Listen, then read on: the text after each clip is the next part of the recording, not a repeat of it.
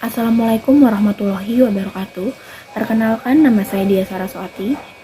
Di sini saya akan membahas mengenai sistem reward dan punishment, sebuah perbandingan antara sektor publik dan bisnis.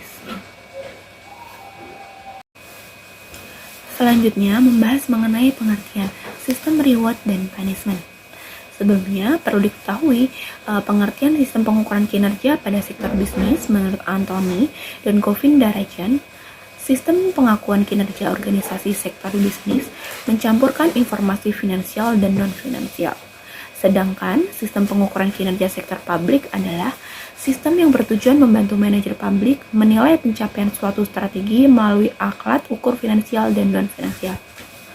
Yang selanjutnya, pengertian dengan reward dan punishment. Menurut Anthony dan Govin dan Raja, reward ini dapat berupa pembayaran dalam bentuk moneter, non-moneter, dan psikologis yang diberikan oleh organisasi untuk karyawannya. Sedangkan punishment sering disebut dengan negatif sensitif. Ialah perilaku yang dapat menurunkan kepuasan dari kebutuhan setiap individu. Selanjutnya, menurut Gundono, terdapat 3 faktor dalam motivasi. Yang pertama, harapan mengenai hubungan antar usaha. Yang kedua, persepsi hubungan antara kinerja dan hasil. Yang ketiga, nilai daya tarik hadiah tersebut bagi seseorang. Kita membahas mengenai hal-hal yang membedakan antara sektor publik dan sektor bisnis. Yang pertama ada tujuan organisasi, yang mana tujuan organisasi pada sektor publik yaitu tidak untuk memperoleh laba. Sedangkan pada sektor bisnis, tujuan utamanya yaitu untuk memperoleh laba. Untuk yang kedua, yaitu output yang dihasilkan pada organisasi. Pada organisasi sektor publik, output yang dihasilkan berupa pelayanan. Sedangkan pada sektor bisnis berupa barang atau jasa, sesuai dengan perusahaan tersebut. Kemudian yang ketiga, perbedaan antara hasil input serta output. Untuk sektor publik, hasil input serta outputnya yaitu berupa tanggung-jawaban atas pelayanan yang diberikan. Sedangkan pada sektor bisnis, input serta output dapat berupa biaya pusat teknik dan lainnya. Selanjutnya, perbedaan yang keempat yaitu operasi berdasarkan operasi pasar. Dalam sektor publik, tidak adanya perbedaan independen dalam pengukuran kinerja. Sedangkan dalam sektor bisnis, yang menjadi operasi pasar yaitu perbedaan independen. Untuk yang selanjutnya yaitu kepuasan pelanggan. Dalam sektor publik, kepuasan pelanggannya lebih luas karena mencakup seluruh masyarakat. Sedangkan pada sektor bisnis, kepuasan pelanggannya tertentu sesuai dengan customer dari organisasi tersebut. Untuk perbedaan yang terakhir yaitu jenis agensi atau badan pemerintah. Ini disesuaikan dengan organisasi sektor publik atau sektor bisnis sesuai dengan jenis agensi mereka. Selanjutnya, membahas mengenai indikator dan tujuan kinerja yang dipergunakan pada organisasi sektor bisnis. Yang pertama ada perspektif keuangan. Pertumbuhan pendapatan mempunyai indikator kinerja seperti menaikkan jumlah produk baru, membuat aplikasi baru, mengembangkan pelanggan dan pasar baru, dan mengadopsi strategi penetapan harga baru yang bertujuan untuk pertumbuhan pendapatan, penurunan biaya, dan penggunaan aset. Yang kedua yaitu perspektif proses bisnis internal.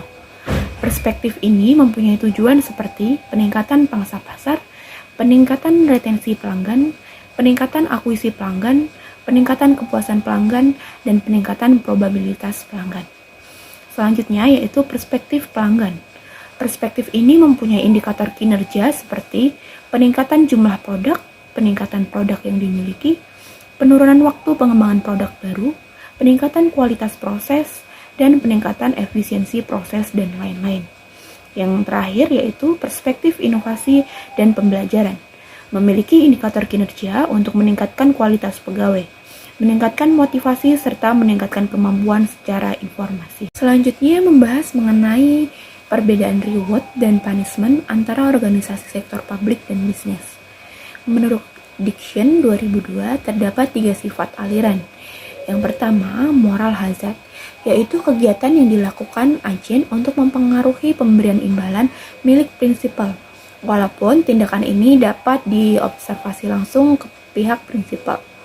Untuk yang kedua, adverse selection, yaitu kegiatan agent mengetahui informasi yang privat pada saat kontrak dengan prinsipal, di mana kontrak ini memberikan reward yang menarik untuk agent. Yang ketiga ada costly outcome verification scheme, yaitu hasil audit yang telah dikerjakan prinsipal untuk mengkonfirmasi outcome dari agent. Berikut terdapat contoh reward dan punishment. Dalam dunia sales, terdapat sebuah target yang harus dicapai dalam penjualannya dalam hitungan minggu atau bulan yang sudah ditentukan perusahaan. Maka yang sudah ditentukan oleh sales harus achieve dalam penjualannya, maka sales itu bisa dikatakan produktif. Akan tetapi, jika lebih dari target, maka harus diberi reward atau sebuah penghargaan, baik reward moneter maupun non-moneter, seperti bonus atau tiket jalan-jalan, bahkan kenaikan jabatan. Itu merupakan sebuah dorongan dari perusahaan terhadap karyawan untuk selalu memberikan contoh kepada karyawan lain dan menjadi produktif. Akan tetapi, punishment juga diterapkan oleh perusahaan, di mana tujuan punishment itu sendiri untuk membuat atau mengurangi seorang karyawan yang kurang produktif, seperti mutasi atau pemindahan lokasi kerja, penurunan insentif, bahkan pemecatan. Kesimpulan dari materi yang saya sampaikan, bahwa reward merupakan suatu hal yang sangat penting dalam sebuah perusahaan, karena dapat mendorong dan memotivasi karyawan agar lebih baik dalam menyelesaikan tugas yang diberikan oleh perusahaan, sehingga perusahaan bisa mencapai target-target dan karyawan pun mendapatkan reward. Untuk yang kedua, punishment. Punishment merupakan hal yang penting juga dalam sebuah perusahaan, karena dapat meningkatkan kedisiplinan karyawan tersebut dan mengurangi terjadinya kesalahan-kesalahan yang dapat dilakukan karyawan karena adanya punishment tersebut. Sekian presentasi dari saya, kurang lebihnya mohon maaf. Wassalamualaikum warahmatullahi wabarakatuh.